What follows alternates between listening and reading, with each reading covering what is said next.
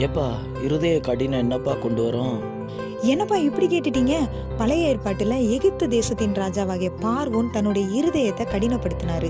அவர் அப்படி இருதயத்தை கடினப்படுத்தினதுனால அவர் செய்யணும்னு நினைச்சதை செய்ய முடியாம தான் ஆனதே தவிர செய்து சாதிக்க முடியல. அவருடைய இருதய கடினத்தினால 10 வாதைகள் வந்தது.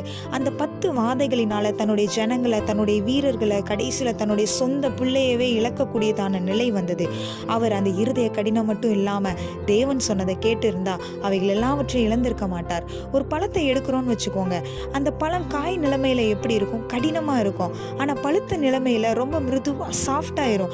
அதே மாதிரிதான் ஒரு மனிதன் முதிர்ச்சி அடைய அடைய அவனுடைய இருதயம் எப்படி மாறணும்னா கடினமான நிலையிலிருந்து மிருதுவான நிலைக்கு மாறணும். என்னைக்குமே அந்த கடினமான நிலையில இருந்தோன்னு வைங்க, நம்ம எல்லாத்தையும் இழந்துதான் போவோமே தவிர எதையும் சாதிக்க முடியாது. வேதத்தில் கூட ஆவியின் கனிகள் என்றுதான் சொல்லப்பட்டிருக்கிறது. Fruit of the spirit. கனிகள்னா ரொம்ப மிருதுவா இருக்கும். அந்த கனிகள் என்ன செய்யும்னா இருதயத்தை மிருதுவாக்கும்.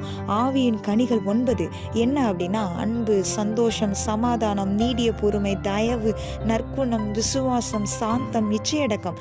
அதனால எவ்வளவுக்கு எவ்வளோ நம்முடைய இருதயம் மிருதுவாகிறதோ அவ்வளவுக்கு அவ்வளோ நமக்கு இந்த பூமியில அனுதின வெற்றி உண்டுப்பா. இருதய கடினம் பல நோய்களை கொண்டு வரும், பல இழப்புகளை கொண்டு வரும், செய்யணும்னு நினைக்கிற காரியங்களையும் செய்ய விடாது. எனவே ஆவியின் கனியை பற்றி கொண்டு கனி கொடுப்போம். கனியுள்ள வாழ்க்கையவே தேவன் விரும்புகிறார். ஆமேன்.